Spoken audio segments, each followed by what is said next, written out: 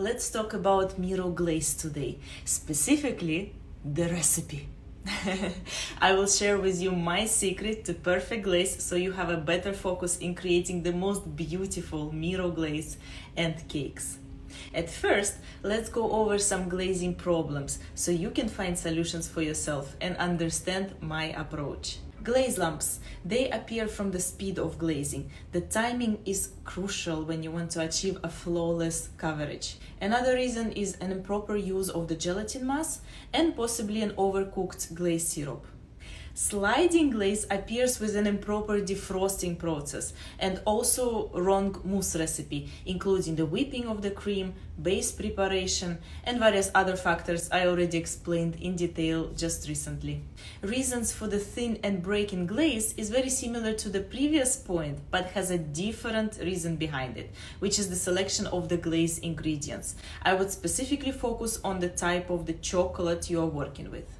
Little white or black dots on your glaze can be avoided during the emulsification process. In simple words, glaze blending techniques, which includes blending time and temperatures.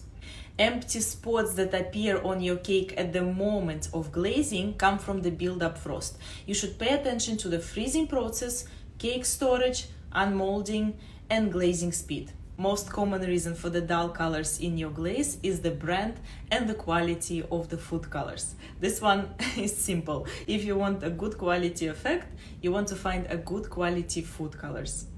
Water drops that appear on top of your glaze have the same reason as the sliding glaze problem I just mentioned before. And bubbles.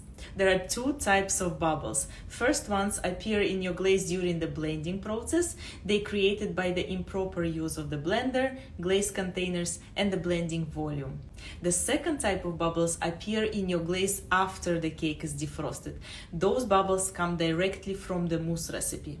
Have a look at the reasons I just mentioned. Do you see one interesting idea? All of the glazing errors are not coming from the glaze recipe, but they are coming from the cake itself. And this is my secret for a perfect glaze. The recipe is useless. The recipe has no meaning. It's actually very easy to find now a glaze recipe on the internet, but you won't be able to make it. You won't be able to achieve this long-lasting shine, a Miro effect, silkiness, bright colors, and so on with just the recipe and the instructions. What you can do is to shift your focus from the recipe to the theory. Focusing on the theory will allow you to cook and create any glaze recipe, and it will always be perfect. And actually theory is simple, it's easy, it has structure, it has steps to follow.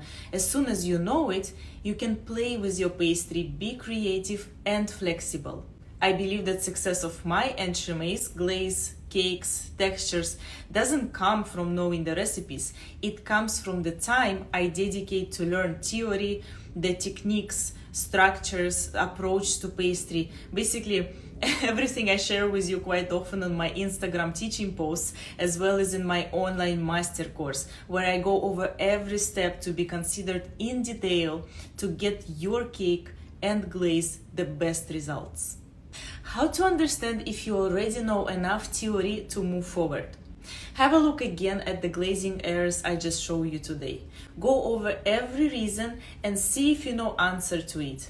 If some of the reasons is a mystery to you, then don't miss your chance to participate in my online master course today to develop your skills and become a step closer to your personal success. And I will be very proud of you. Keep glazing and have fun!